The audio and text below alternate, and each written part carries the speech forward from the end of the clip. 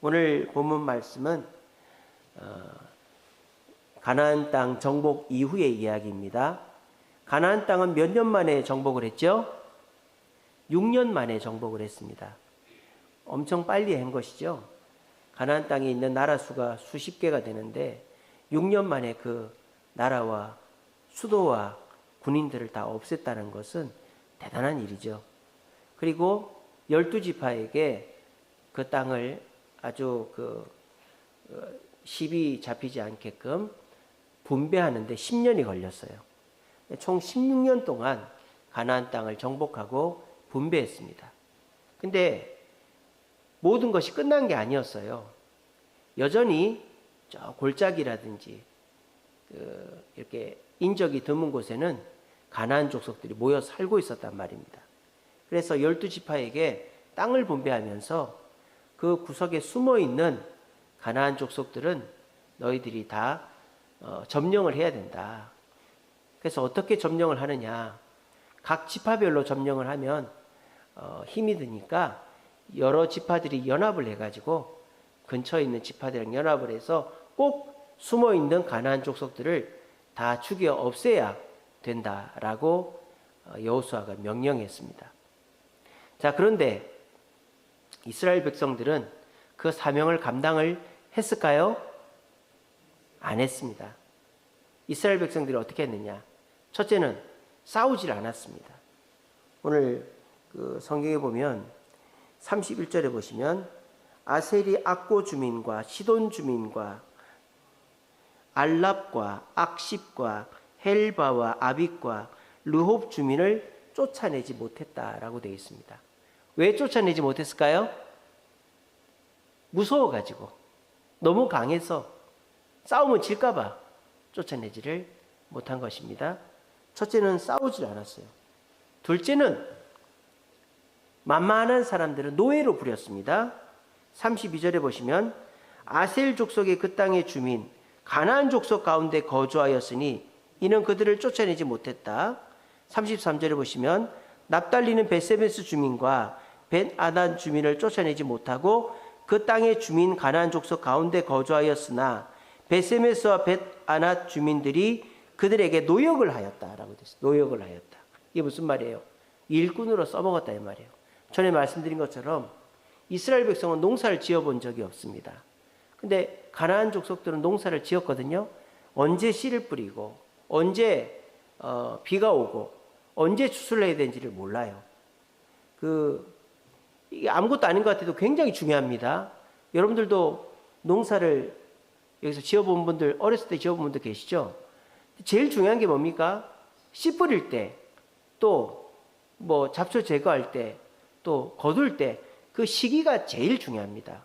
그래서 저 잉카 제국이라고 남아메리카에 있었던 큰 제국인데 그 제국에서의 왕이 되는 사람은 누가 왕이 됐느냐?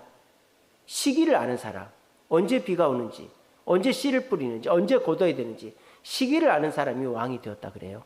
이처럼 시기를 안다는 건 굉장히 중요한데 멍청하게 있다가 때를 놓쳐버리면 농사를 다 망쳐버리는 거죠. 또 비가 언제 오는지, 자연, 환경이 언제인지를 모르는 사람들은 그걸 맞출 수가 없는 거예요. 그러니까 하는 수 없이 이 가나안 족속들을 데려다가 일을 시킬 수밖에 없었던 거예요. 근데 여러분, 가나안 족속이 일을 안 하면 농사를 못 할까요? 어떻게 생각하세요? 가나안 족속들이 안 도와주면 농사가 안 될까요? 가나안 족속이 안 도와줘도 누가 도와줘요? 하나님이 도와주죠.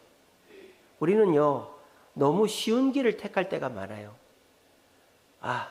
내가 이걸 어떻게 해? 난 못해. 누가 좀 도와줬으면. 그 쉬운 길이에요. 왜 못해요? 할 수 있지.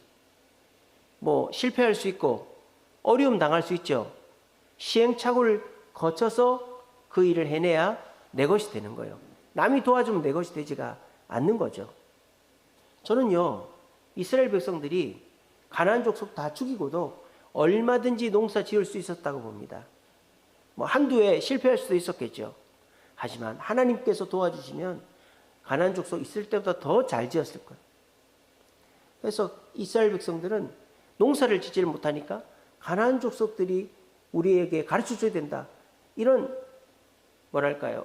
쉬운 생각에 빠져가지고 그들을 죽이질 않은 거예요. 그래서 그 결과 어떻게 됩니까? 그 가나안 족속들은 농사를 지을 때 우상 숭배가 기본이죠. 우리도 뭐 시골에 농사 지을 때 보면 뭐 무슨 제사 드리고 막 그러잖아요. 그런 것처럼 가나안 족속들도 씨 뿌리기 전에 뭐 하기 전에 꼭 신에게 제사를 드려야 된단 말입니다. 예, 그러다 보니까 어떻게 돼요? 당연히 이 우상 숭배가 이제 가까워지는 거죠. 처음에는 이 가나안 족속들이 사정을 하겠죠.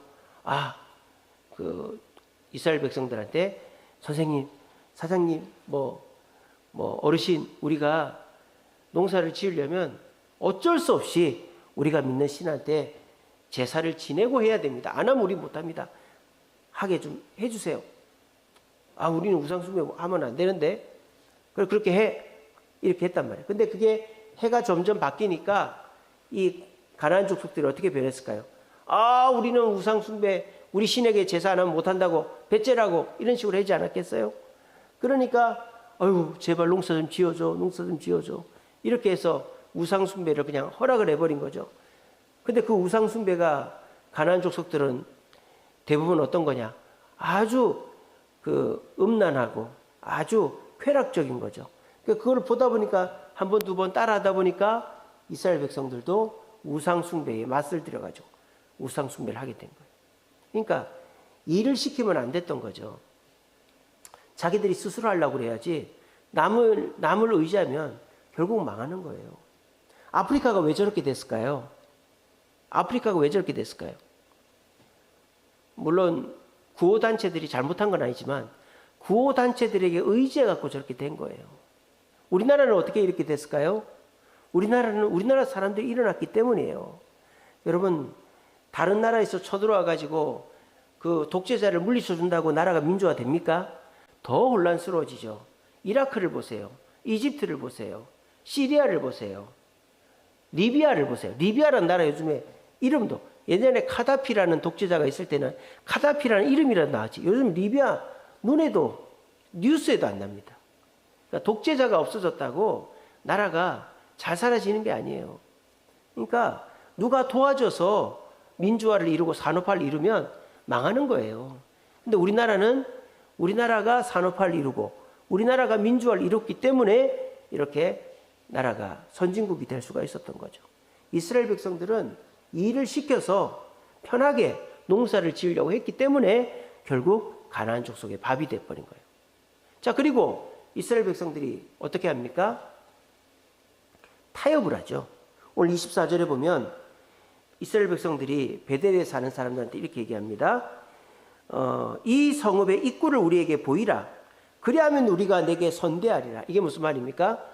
너희들이 그 비밀 출입구를 우리한테 가르쳐 주면 너희들이 우리랑 싸울 마음이 없고 서로가 비밀을 공유하는 걸로 알고 우리도 공격하지 않겠다. 괜히 싸워서 피를 흘리고 서로 죽고 죽일 필요 없지 않냐? 타협을 하는 거예요. 타협을.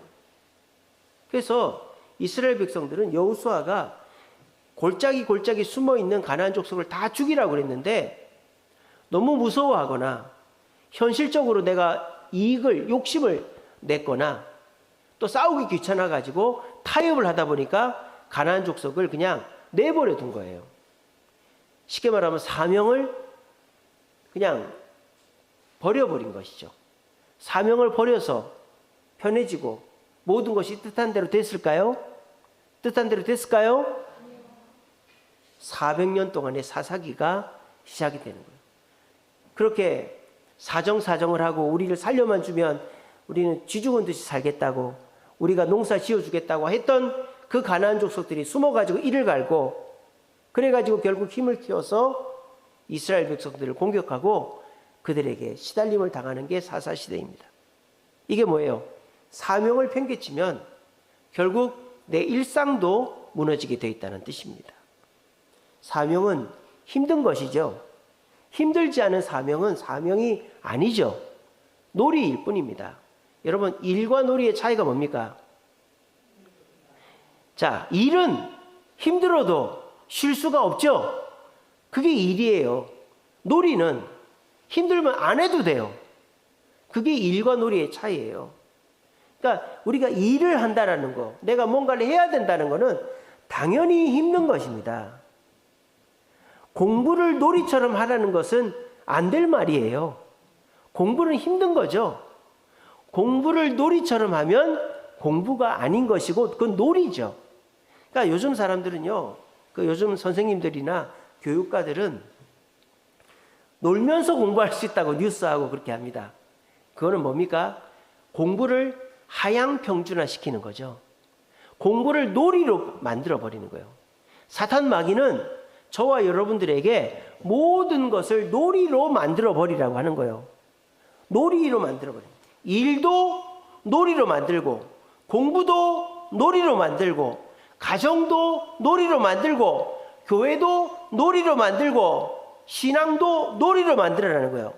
일과 놀이의 차이가 뭐라고요? 하기 싫으면 안 해도 되는 게 놀이예요.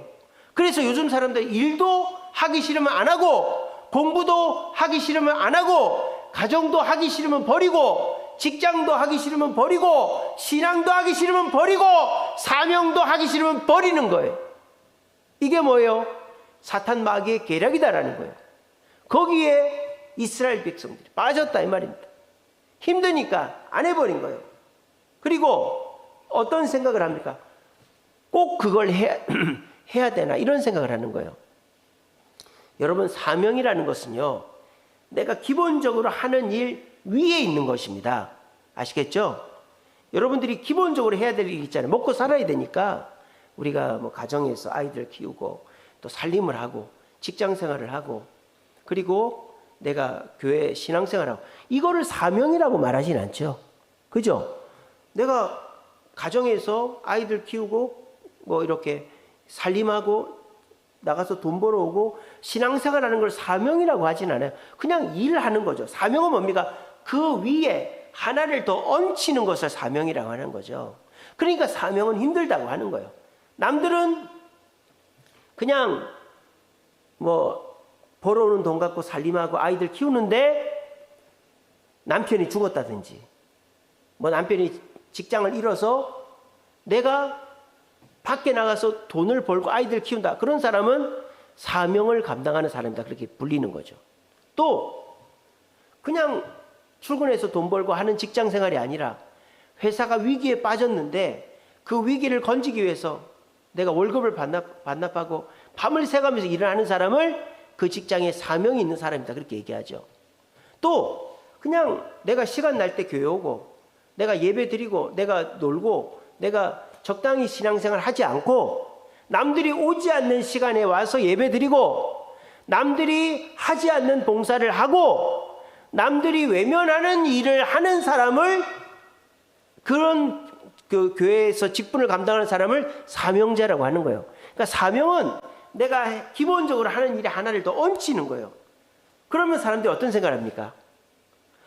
그렇게 하지 않아도 되지 않을까 생각을 하는 거예요. 꼭 그렇게까지 해야 되나? 아니 내가 아이들 밥해 먹이고 하면 되지. 내가 꼭 나가서 돈까지 벌어와야 되나? 내가 출근해서 일하면 되지. 내가 밤을 새가면서 꼭 일을 해야 되나? 내가 예배 나오면 됐지. 꼭 수련회도 가고 선교도 가고 내가 금요기도에 꼭 나와야 되나? 그게 뭐예요? 사명을 버리고 싶은 유혹이다 이 말이에요. 그렇게 해서 힘들고 꼭 그렇게까지 해야 되나 하는 생각이 들면 슬그머니 내려놓는 거예요. 발을 빼는 거죠. 자, 그러면 그 사람이 행복해질까요? 행복해지지 않는다라는 게 오늘 말씀이잖아요. 여호수아가 저 골짜기 숨어있는 이스라엘 그 가나안 족속들을 죽여야 된다라고 말했지만 힘들다. 거기까지 찾아가는 것도 힘들고 또 그 사람들이랑 싸우려면 우리도 죽어야 되고 차라리 그 사람들 일시켜가지고 우리가 좀 편해질 수 있지 않냐. 그렇게 생각을 한 거고요. 또 꼭 그렇게까지 해야 되나. 그 사람들은 거기 살고 우리는 여기 살고 이러면 되지. 뭘 꼭 그렇게까지 해야 되나. 이런 생각을 하고 아유 그러니까 그냥 하지 말자. 이게 이스라엘 백성들의 생각이에요. 그렇게 힘드니까 꼭 그렇게까지 해야 되나 생각하면서 내려놓아 버리니까 400년 동안에 이 암흑기가 오게 된 거예요. 우리도 이런 생각할 때가 있습니다. 각자지. 나 열심히 교회 다니고 뭐 때 되면 나오겠지. 남편이, 자녀들이, 뭐 친구가 때 되면 나오겠지. 그리고 친구들 사이도 네 생각이 있고 내 생각이 있지. 여러분 그렇게 하면서 서로가 잘 지낼 수 있을 것 같죠? 절대 그렇지 않습니다. 결국은 한쪽의 뜻으로 끌려가게 돼 있어요. 모든 것에는 끌어당기는 인력이라는 게 있거든요. 인력이. 그걸 균형을 맞출 수도 있지만 그건 쉽지가 않은 거예요. 한쪽에 끌려갈 수밖에 없는 겁니다. 사명이 힘들다고 사명을 꼭 이것만 하면 됐지 꼭 그것까지 해야 되냐고 하면서 슬그머니 내려놓으면 결국 그 상태가 유지되는 게 아니라 내 일상도 무너지게 되는 거예요. 제가 유튜브에서 이경규 씨가 한 간증이 아니고 교회 안 다니니까 그 강연을 본 적이 있어요. 강연을. 이분이 40년 동안 코미디를 하면서 우리나라 코미디에서 살아있는 최고의 코미디언이 이경규 씨 아닙니까? 그래서 현역 중에서 다 존경해요. 그 강호동 씨가 이경규 씨가 이렇게 개그맨을 만들었잖아요. 그래서 강호동도 존경하고 유재석도 이경규 씨를 존경하고 또 다 존경합니다. 특별히 그 김구라 씨라고 아시죠? 김구라 씨. 그 김구라 씨가 보통 막 독설이나 하고 뭐 이렇게 좋은 얘기 잘 안 하잖아요. 남 칭찬 안 하거든요. 근데 이경규 씨를 칭찬하는 거예요. 왜냐?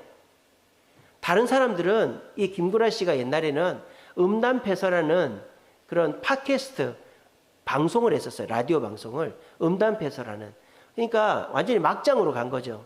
근데 어떻게 하다 보니까 이 김구라 씨가 MC를 하고 하면서 지금 이렇게 인기 있는 MC가 됐는데 그걸 이끌어준 사람이 이경규 씨라는 거예요. 근데 김구라 씨가 어느 자리에서 그렇게 얘기를 하더래요. 다른 선배들은 나를 어디다 꽂아주면 꼭 생색을 내더라는 거예요. 생색을. 야, 내가 너 꽂아주지 술 한잔 사라. 나도 다음에 도와줘야 돼. 근데 그게 너무 싫었다는 거예요. 자기가 무슨 없는 사람 같고. 근데 이경규 씨는 이 김구라 씨를 몇 번이나 프로그램에 소개를 해줬대요. 근데 한 번도 밥을 사라, 술을 사라, 내 덕이다 이런 말을 한 적이 없대요. 그러면서 뭐라고 했느냐. 나는 네가 필요해서 여기다 갖다 넣은 거지. 나는 너를 잘해주려고 그렇게 생각한 적이 없어. 이렇게 얘기를 하는 거예요. 그러니까 굉장히 이분이 겉으로 볼 때는 막 짜증 많이 내고 꼰대 같지만 절대 그런 사람이 아니래요. 한 번은 그 KBS에 가면요, MBC인가 KBS에 가면 그 개그맨 후배들이요, 그 입구에서 딱 서 있는데요. 왜 서 있느냐? 선배가 들어오면 그 문을 열어주려고. 그 이렇게 차단기가 있잖아요. 그 차단기를 열어주려고 후배가 딱 서 있는데 이경규 씨가 오더니 그 다른 선배들한테 호통을 쳤대요. 누구들 지금 이거 뭐 하는 짓이냐고. 얘가 지금 들어가서 아이디어 회의하고 자기 일해야 될 시간에 선배들 버튼이나 눌러주게 돼 있냐고. 당장 이거 없애라고. 그래가지고 그 이후로부터는 버튼을 누르는 그게 없어졌대요. 그 자기 카드 대고 들어오면 되거든요. 근데 그게 귀찮으니까 애를 하나 세워놓고 그렇게 누르라고 그렇게 했던 거예요. 그러니까 우리가 알고 있는 것보다 그분이 굉장히 생각이 깊고 바른 분인데 이렇게 얘기를 하더라고요. 자기가 지리산을 올라갔대요. 20시간이나 20km 배낭을 메고 올라갔다는 거예요. 근데 올라가면서 배낭을 버리고 싶었대요. 너무 무거워가지고. 이따위 이거 없어도 되는데. 근데 그거를 메고 지리산 꼭대기에 딱 올라갔는데 올라가서 짐을 딱 내려놓으니까 너무 어깨가 가볍더래. 그리고 그 배낭을 딱 열었는데 배낭 안에 컵라면도 있고 과자도 있고 옥수수도 있고 귤도 있고 맛있는 게 많이 들어있더래. 그래서 배낭을 메고 오기를 잘했다. 그렇게 생각이 들었대요. 그러면서 여러분 절대 책임을 내려놓지 마라. 그게 강의의 주제였어요. 자기도 딸 대학도 보내야 되고, 옛날 지금 결혼했죠. 딸 대학도 보내야 되고, 마누라 가방도 사줘야 되고, 70이 넘은 노모도 모셔야 된다. 근데 자기는 그게 하나도 힘들지 않다. 내 딸이 있고 내 마누라가 있고 내 어머니가 있기 때문에 내가 지금 한눈 팔지 않고 이렇게 열심히 일하고 있다. 그래서 지금 내가 있다. 나는 10년, 20년, 30년 전으로 돌아가고 싶지 않다. 난 지금이 제일 좋다. 그렇게 강의를 하더라고요. 책임을 내려놓지 마라. 책임을 내려놓으면 나도 없다. 내 일상이 무너진다라는 거예요. 여러분, 연예인들 보면요, 구설수에 오르는 연예인들이 엄청 많죠. 도박을 한다든지, 무슨 뭐 바람이 났다든지, 또는 뭐 사업하다 망했다든지, 그런 연예인들이 얼마나 많습니까? 근데 연예인들 중에서 구설수에 오르지 않는 연예인 중에서 최고로 오래된 가는 연예인이 이경규 씨래요. 40년 동안 개그맨 하면서 한 번도 사건 사고에 휘말린 적이 없답니다. 이게 뭐예요? 책임 때문에 그렇다는 거예요. 책임. 딸을 키워야 되고 마누라를 챙겨야 되고 부모를 섬겨야 되니까 자기가 한눈 팔 시간이 없었다. 그렇게 해서 자기가 지금까지 왔다라는 거예요. 지금도 그 나이 때 다 놀고 있습니다. 지금 다 놀고 있어요. 근데 지금도 열심히 방송에 나오지 않습니까? 불러주니까 나오는 거죠. 여러분, 사명의 짐은 무겁습니다. 제가 지금 사명이 재밌다, 뭐 사명은 가볍다, 그런 말을 하지 않습니다. 사명의 짐은 무겁습니다. 힘이 듭니다. 사명을 놀이로 생각하려고 꿈도 꾸지 마세요.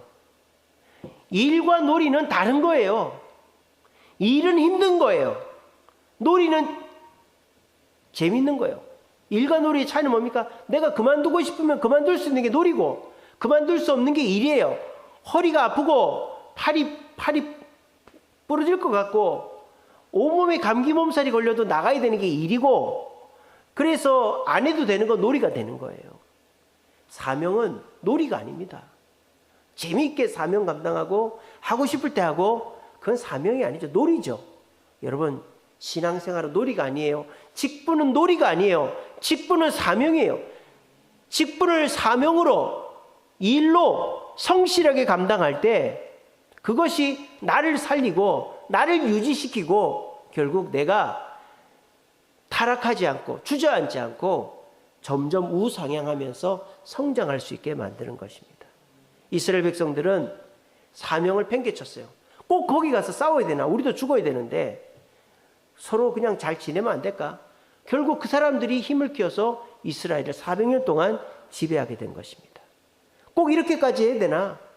그냥 내가 예배만 나가면 되지 꼭 봉사해야 되나? 이렇게까지 헌금해야 되나? 이렇게까지 전도해야 되나? 이렇게까지 욕먹어야 되나? 예, 그렇게 해야 됩니다.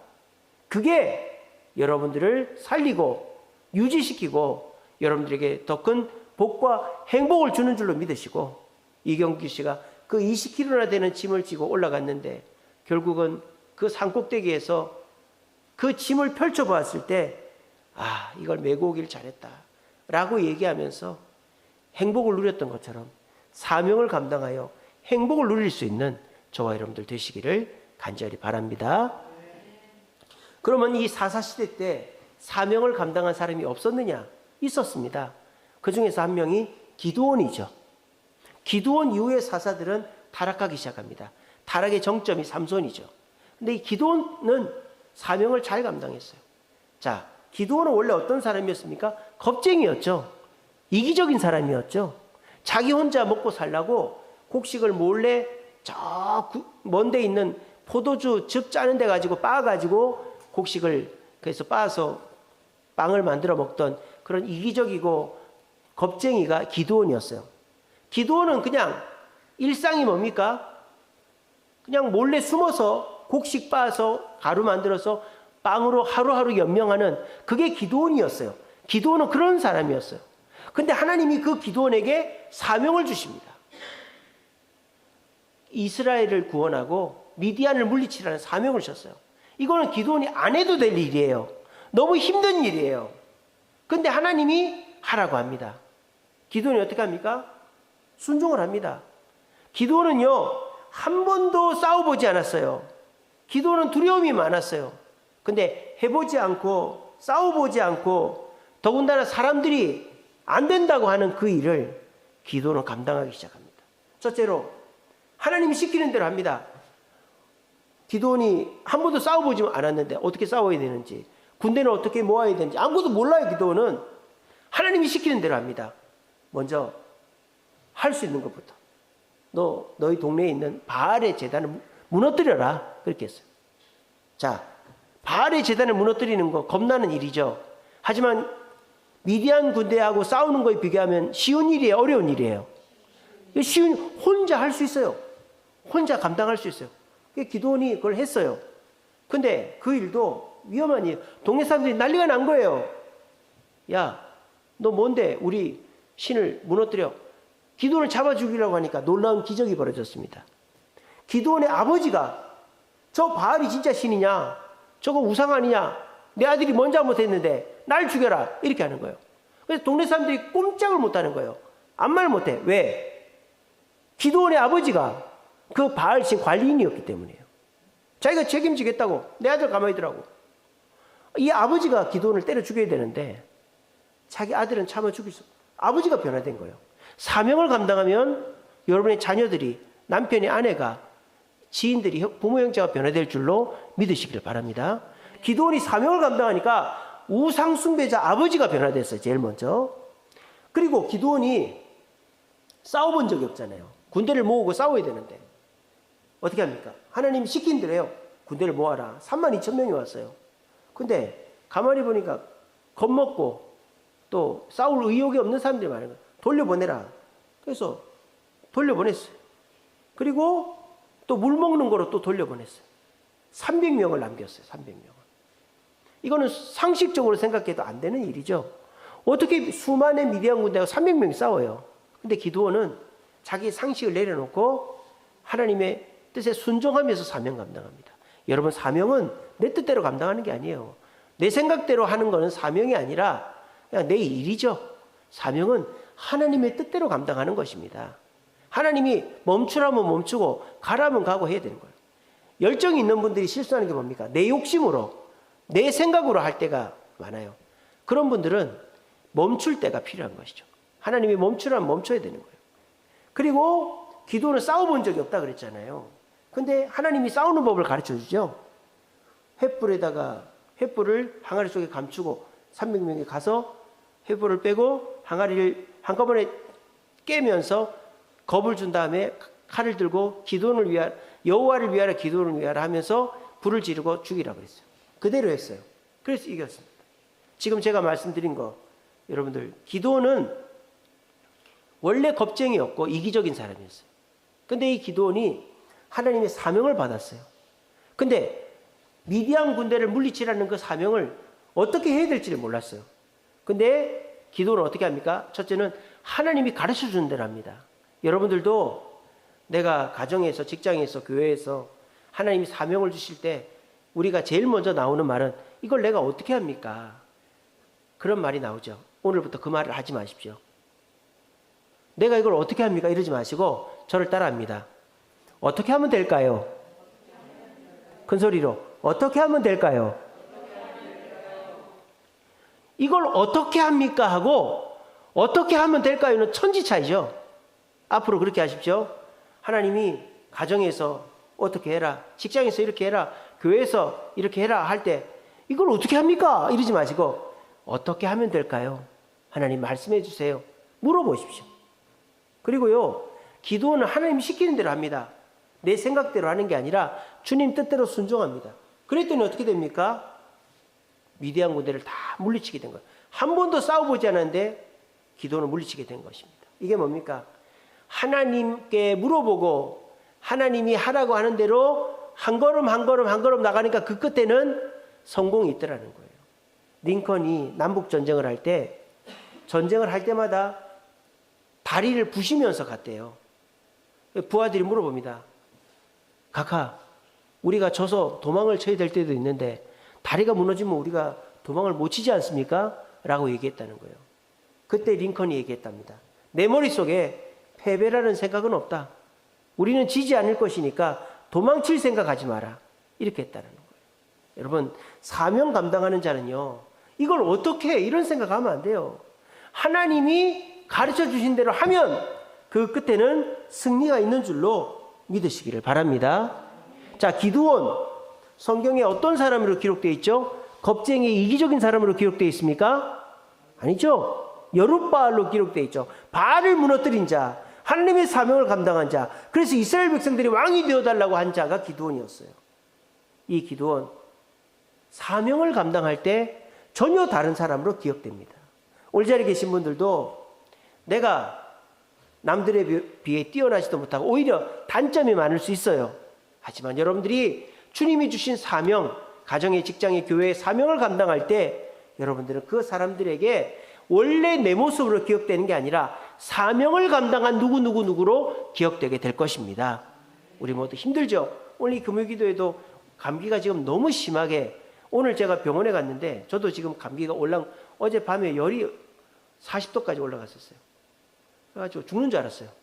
타이레놀 먹고 온 옷이 땀으로 다 젖었어요. 그리고 이제 좀 나아가지고 병원에 갔는데 2시간 동안 기다렸어요. 얼마나 사람이 많은지.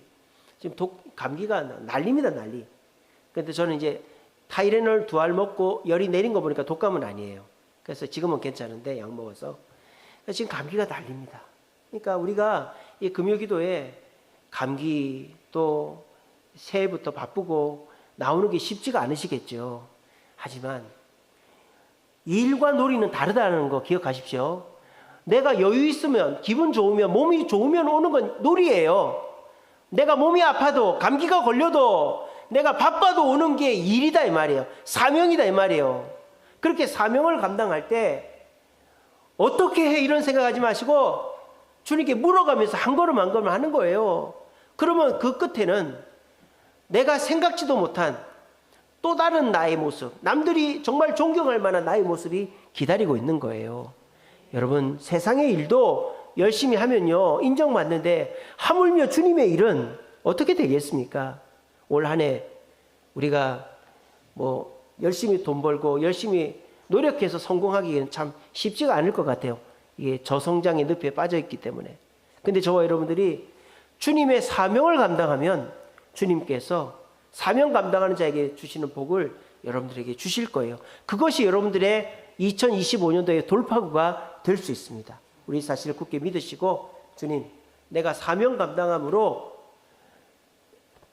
나의 모습이 아니라 사명 감당하는 나로 기억이 되고, 사명을 놀이처럼 생각하지 않고 일로 책임감 있게 감당함으로 사명의 행복을 누리는 내가 되게 여러분들이 되는 저와 여러분들 되시기를 간절히 바랍니다.